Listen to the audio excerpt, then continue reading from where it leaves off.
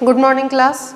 Last class में हम लोगों ने आर एनवायरनमेंट जो चैप्टर स्टार्ट किया था उसके कुछ टॉपिक्स हम लोगों ने कवर कर लिए थे। हम लोगों ने फूड चेन तक का जो टॉपिक था उसको कवर कर लिया था।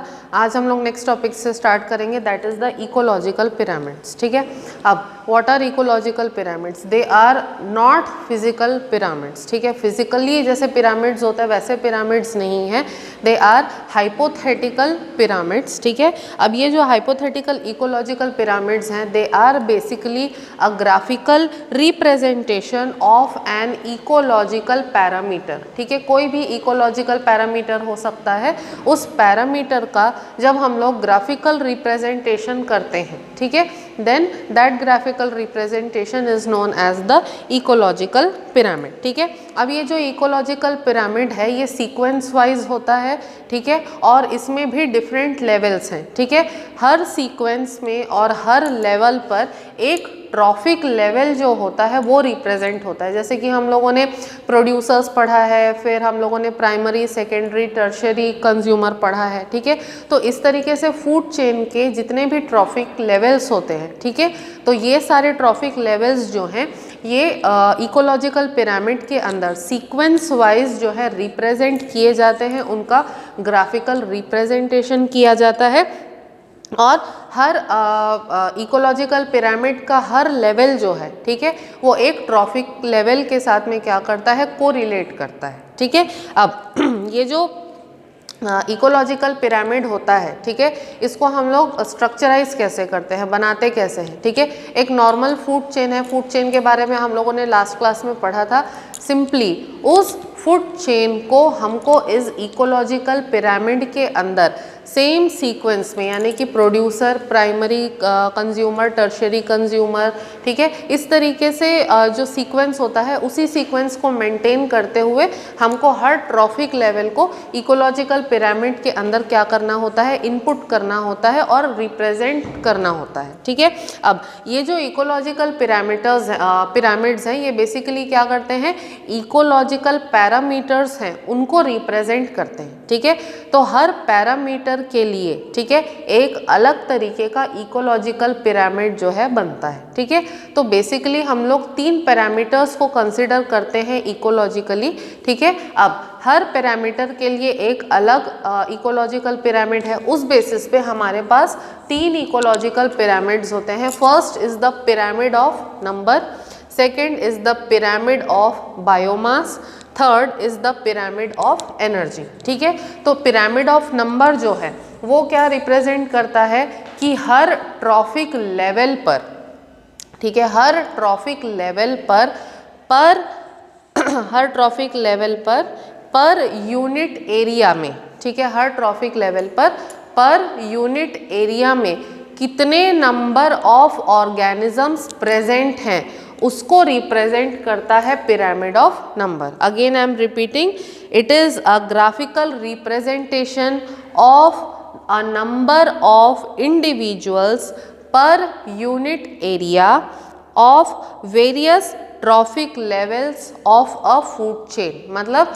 हर फूड चेन के हर ट्रॉफिक लेवल पे, ठीक है, पर यूनिट एरिया कितने इंडिविजुअल्स प्रेजेंट हैं उसको रिप्रेजेंट करता है पिरामिड ऑफ नंबर। ठीक है, अब ये जो पिरामिड ऑफ नंबर होता है इसमें प्रोड्यूसर्स जो हैं वो बेस को बनाते हैं और जो टॉप कार्निवोर होता है वो सबसे टॉप मोस्ट पोजीशन को ऑक्यूपाई करता है। ठीक है, जैसे कि अगर ये पिरामिड हम लोगों ने यहाँ पर इस तरीके से बनाया, ठीक है, तो बेस पे रहेंगे प्रोड्यूसर्स, क्योंकि प्रोड्यूसर्स जो हैं वो सबसे ज़्यादा क्वांटिटी में प्रेजेंट होंगे।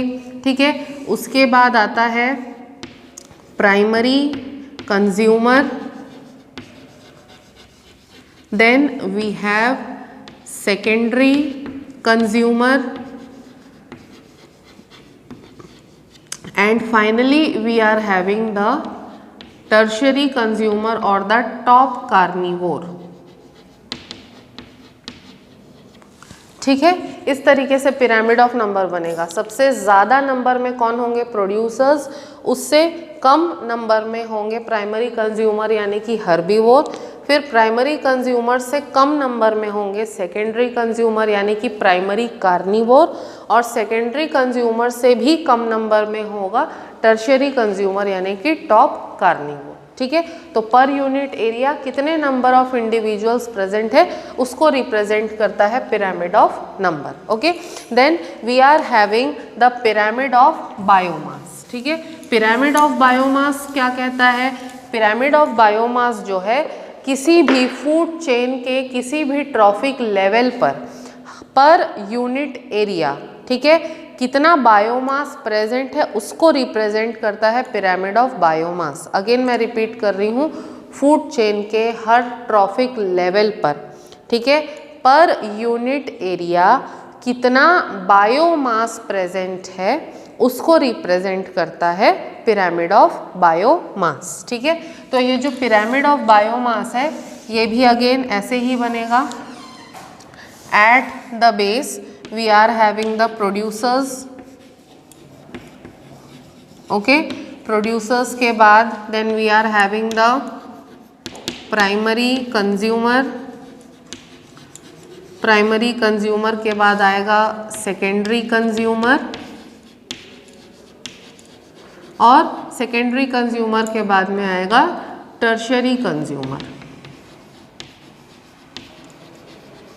ठीक है, जैसे कि एग्जाम्पल हम लोग ले लेते हैं। ठीक है, प्रोड्यूसर्स यानी कि प्लांट्स की लार्जेस्ट क्वांटिटी होती है, लार्जेस्ट कवरेज होता है। ठीक है, तो इनका बायोमास सबसे ज़्यादा होगा। ठीक है, अब प्लांट्स को कंज्यूम करने वाले क्या है? हर्बीवोर्स हैं। ठीक है, तो हर्बीवोर्स जो है वो प्लांट्स से कम नंबर में होंगे, तो ऑब्वियसली उनका बायोमास भी प्लांट्स से कम होगा। ठीक है, तो वो सेकेंड लेवल पे है, सेकेंड स्टेप पे है।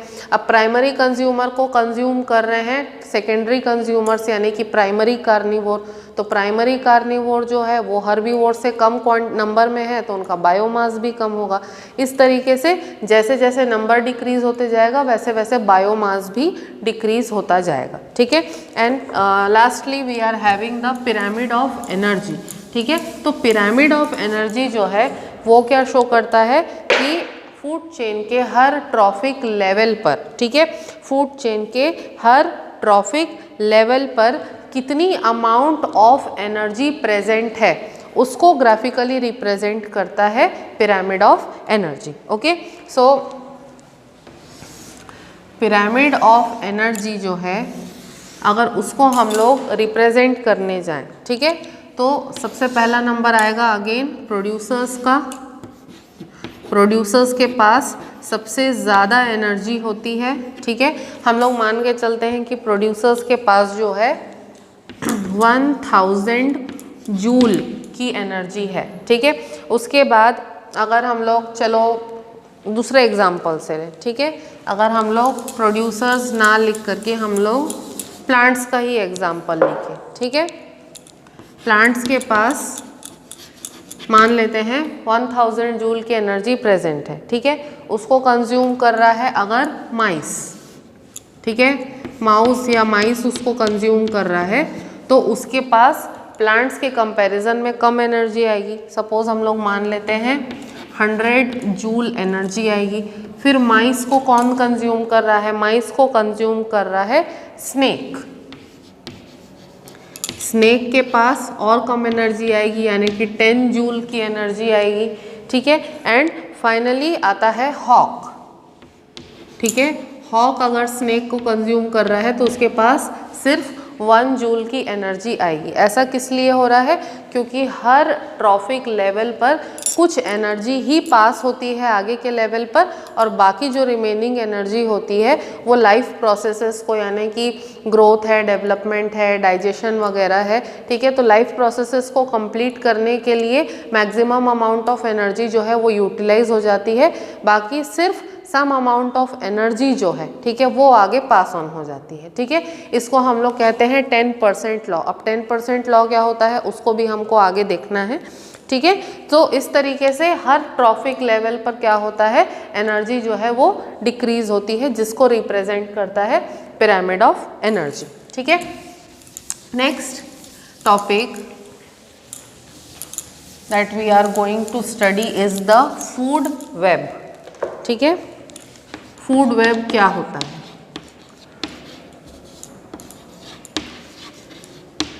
ठीक है।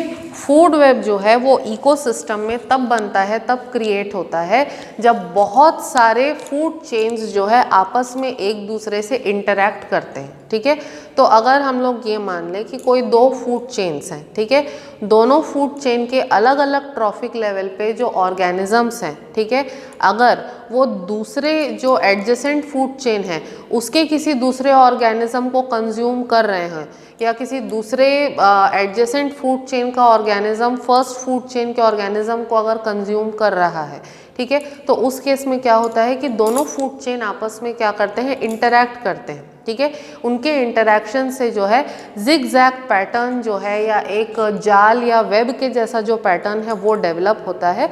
तो जब इस तरीके से कोई भी इकोसिस्टम के जो फूड चेन है वो आपस में एक दूसरे के साथ इंटरैक्ट करें तो वो एक वेब या नेट के जैसा स्ट्रक्चर बनाते हैं जिसको कि हम लोग कहते हैं फूड वेब। ठीक है, इसको हम लोग एक एग्जाम्पल से समझते हैं। सपोज कोई भी वेजिटेशन है, ठीक है, अब वेजिटेशन को कंज्यूम करने वाले डिफरेंट टाइप्स ऑफ हर्बीवोर्स हो सकते हैं। ठीक है, पहले तो इसको कंज्यूम करेगा डियर। ठीक है, डियर जो है इसको डायरेक्टली कंज्यूम कर सकता है टाइगर या लायन। ठीक है, तो ये आपका हो गया फूड चेन नंबर 1। ठीक है, सेकेंड स्टेप में अगर यही वेजिटेशन है इसको कंज्यूम कर रहा है रैबिट। ठीक है, रैबिट को कंज्यूम करेगा कौन, जैकल। इसे कंज्यूम करेगा वुल्फ और वुल्फ को कंज्यूम करेगा टाइगर। ठीक है, एडजेसेंटली डियर को जो है वुल्फ भी कंज्यूम कर सकता है। ठीक है, अब ये हो गया आपका फूड चेन नंबर 2। ठीक है, अब तीसरा एग्जाम्पल लेते हैं। इसी वेजिटेशन को कंज्यूम कर रहा है माउस। ठीक है, माउस जो है इसको या तो फॉक्स भी कंज्यूम कर सकता है या फिर इसको वाइल्ड कैट, जंगली बिल्ली जो होती है वो भी कंज्यूम कर सकती है। ठीक है, फॉक्स और वाइल्ड कैट जो होता है इसको डायरेक्टली वुल्फ भी कंज्यूम कर सकता है या फिर ये जो वाइल्ड कैट है this can be consumed by the tiger और द लायन ऑल्सो। ठीक है, तो ये आपका फूड चेन नंबर 3 हो गया और ये हो गया फूड चेन नंबर 4। ठीक है, तो इस तरीके से 1 2 3 4 4 जो इकोसिस्टम के अंदर प्रेजेंट रहने वाले फूड चेन्स हैं they are interacting with each other and they are developing relationship between each other. ठीक है, तो जब मल्टीपल फूड चेन जो इकोसिस्टम में ऑलरेडी एग्जिस्ट करते हैं, ऐसे फूड चेन्स जब आपस में इंटरैक्शंस प्रोड्यूस करें then that interaction is known as the food web. ठीक है, अब ये जो फूड वेब यहाँ पर बन रहा है, फूड वेब बनाने का या इसके डेवलप होने का फ़ायदा क्या होता है। ठीक है, फूड वेब की इम्पॉर्टेंस या फूड वेब का यूटिलाइजेशन ये है कि फूड वेब जो है उसके इकोसिस्टम में प्रेजेंट रहने से कोई भी ऑर्गेनिज्म जो है वो कभी भी भूखा नहीं रहेगा क्योंकि उसके पास हमेशा कोई ना कोई अल्टरनेटिव जो है वो प्रेजेंट रहेगा। ठीक है, जैसे कि अगर हर्बीवोर्स के बारे में ही हम लोग बात करें, ठीक है, तो हर्बीवोर्स के पास क्योंकि वैरायटी ऑफ प्लांट्स प्रेजेंट है तो हर्बीवोर्स के पास ऑप्शन भी मल्टीपल होते हैं कि अगर ये प्लांट नहीं कंज्यूम कर सकते कोई दूसरा प्लांट कंज्यूम कर लेंगे। ठीक है, तो कभी भी फूड वेब के रहने से कोई भी ऑर्गेनिज्म जो है इट विल नॉट स्टार्व, उसको भूखा रहना नहीं पड़ेगा। ठीक है, दूसरा फूड वेब के रहने से the food web will check the over population. ठीक है, ओवर पॉपुलेट होने से बचाता है, उसको कंट्रोल करता है। ऐसा इसलिए होता है क्योंकि एक फूड चेन और दूसरा फूड चेन जब आपस में इंटरैक्ट कर रहा है तो एक फूड चेन के ऑर्गेनिज्म को दूसरा ऑर्गेनिज्म भी कंज्यूम कर सकता है। तो अगर किसी ऑर्गेनिज्म की पॉपुलेशन इंक्रीज हो रही है तो उसकी ओवर पॉपुलेशन को रेगुलेट करने का काम कौन करेगा, फूड वेब करेगा। ठीक है, नेक्स्ट फूड वेब जो होता है वो एंडेंजर्ड पॉपुलेशन को साइज में ग्रो करने में हेल्प करता है। ठीक है। एंडेंजर्ड अगर कोई ऑर्गेनिज्म की स्पीशीज़ है, प्लांट की स्पीशीज़ है, ठीक है, तो उसका प्रिजर्वेशन जो है वो भी फूड वेब के थ्रू हो सकता है, ठीक है। एंड फाइनली फूड वेब जो है वो इकोसिस्टम को स्टेबिलिटी प्रोवाइड करने में हेल्प करता है। ये सबसे बड़ा इनपुट होता है फूड वेब का, सबसे बड़ा इंपॉर्टेंस होता है कि ecosystem will stabilise with the help of the food web, ठीक है। अब फाइनली हम लोग नेक्स्ट टॉपिक पर आते हैं, that is inputs of ecosystem.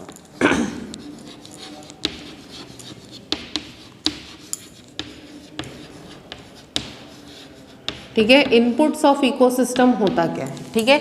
Inputs का मीनिंग ये है कि कोई भी इकोसिस्टम जो है उसको चलने के लिए या उसको मेंटेन होने के लिए किस चीज़ की रिक्वायरमेंट होती है। इकोसिस्टम को चलने के लिए या मेंटेन होने के लिए सिर्फ दो चीज़ों की रिक्वायरमेंट है, first is the energy and second is the matter, ठीक है। तो एनर्जी जो इकोसिस्टम को है वो प्राइमरीली कौन प्रोवाइड करता है, दैट इज़ द सनलाइट, ठीक है। तो sunlight is the major source of providing energy to the ecosystem and sunlight is the ultimate source of energy, ठीक है।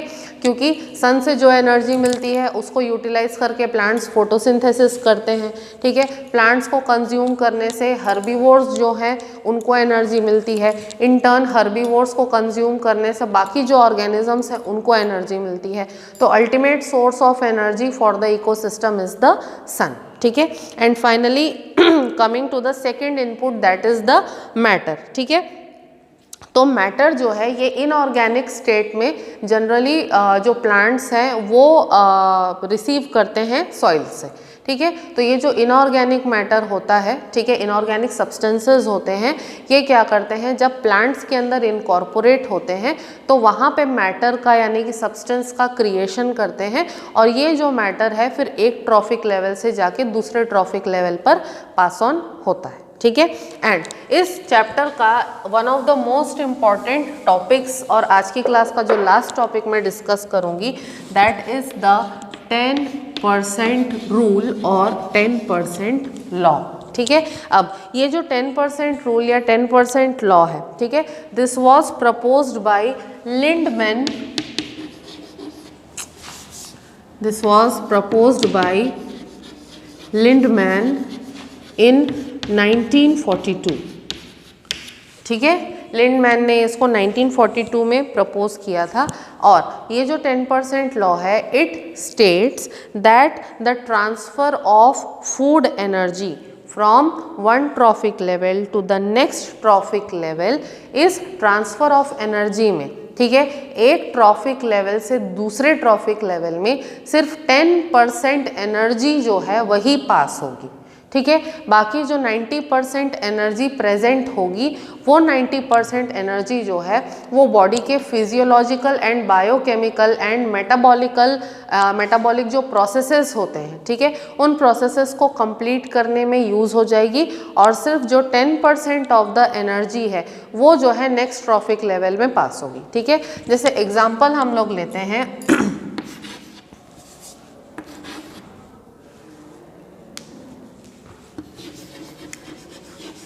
प्लांट को कंज्यूम करने वाला डियर को कंज्यूम करने वाला जैकाल एंड फाइनली इसको कंज्यूम करने वाला टाइगर, ठीक है। इस तरीके से हम लोग ने मान लिया कि एक फूड चेन है, ठीक है।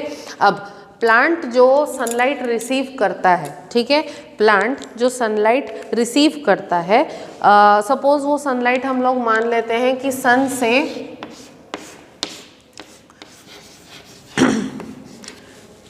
से मान लेते हैं हम लोग कि 1000 जूल ऑफ एनर्जी जो है वो प्लांट को मिल रही है, ठीक है। प्लांट को कितनी एनर्जी मिल रही है, 1000 जूल ऑफ एनर्जी जो है वो किसी पीस ऑफ लैंड पे पड़ती है और उस पीस ऑफ लैंड पे मल्टीपल प्लांट्स हैं, ठीक है। तो प्लांट्स के अंदर जो है सिर्फ 1% एफिशिएंसी होती है, ठीक है। तो उस 1% एफिशिएंसी के हिसाब से, ठीक है, प्लांट जो है वो क्या करेगा, सिर्फ 10 जूल एनर्जी जो होता है उसको यूटिलाइज कर पाएगा। मतलब मिल कितना रहा है, 1000 जूल ऑफ एनर्जी मिल रहा है, लेकिन प्लांट जो है उसके अंदर सिर्फ 1% एफिशिएंसी है। तो 1% एफिशिएंसी के हिसाब से प्लांट 10 जूल्स ऑफ एनर्जी जो है उसको अपने बॉडी के अंदर फिक्स कर पाता है। ठीक है, जब इस प्लांट को डियर कंज्यूम करता है, ठीक है, तो डियर के कंज्यूम करने के पहले, ठीक है, 9% जो एनर्जी होगी, ठीक है, मतलब 90% जो एनर्जी होगी, अगर उस हिसाब से हम लोग कैलकुलेट करें तो 9 जूल एनर्जी जो है वो प्लांट अपने ग्रोथ, डेवलपमेंट, बायोकेमिकल, फिजियोलॉजिकल और मेटाबॉलिक प्रोसेसेस जो होंगे उनको कंप्लीट करने में ये जो 9 जूल ऑफ एनर्जी है इसको यूटिलाइज कर लेगा। बचा कितना प्लांट के पास? प्लांट के पास 1 जूल एनर्जी बचा। ठीक है, अब जब डियर इस प्लांट को कंज्यूम कर लेगा तो डियर के पास कितनी जूल एनर्जी जाएगी? 1 जूल एनर्जी जाएगी। अब जब प्लांट से 1 जूल एनर्जी जो है वो डियर के पास जाएगी तो डियर क्या करेगा? डियर क्या करेगा? उस 1 जूल एनर्जी में से, ठीक है, 0.9 जूल एनर्जी जो है उसको अपने बॉडी के प्रोसेसेस को कंप्लीट करने में यूटिलाइज कर लेगा। अब डियर के पास कितना बचा? उसके पास बचा 0.1 जूल एनर्जी। अब ये जो 0.1 जूल एनर्जी है ये किसके पास जाएगी? जैकल के पास जाएगी। तो जैकल उसमें से क्या करेगा? जैकल क्या करेगा? 0.09 जूल एनर्जी जो है वो क्या करेगा? उसको अपने प्रोसेसेस कंप्लीट करने में यूटिलाइज कर लेगा। जैकल के पास कितना बचा? 0.001 जूल एनर्जी बचा। ठीक है, अब जब टाइगर जो है वो जैकाल को कंज्यूम करेगा तो टाइगर के पास अल्टीमेटली कितनी एनर्जी जाएगी? 0.001 जूल एनर्जी जो है वो टाइगर के पास जाएगी। ठीक है, तो जो 10% लॉ है या 10% रूल है वो स्टेट करता है कि एक ट्रॉफिक लेवल से दूसरे ट्रॉफिक लेवल में only 10% of the energy is passed on, rest the 90% energy is utilized by the organism of respective trophic level to complete its life processes. Okay, so this was the 10% law or the 10% rule. So today we will conclude our chapter with this. After this we will be talking about how the earth's environment will help in maintaining the living conditions of the earth. ठीक है, तो उसके बारे में हम लोग next class में discuss करेंगे। Until then, आज की क्लास में if you are having any doubts so you can directly message me और कॉल मी। Thank you.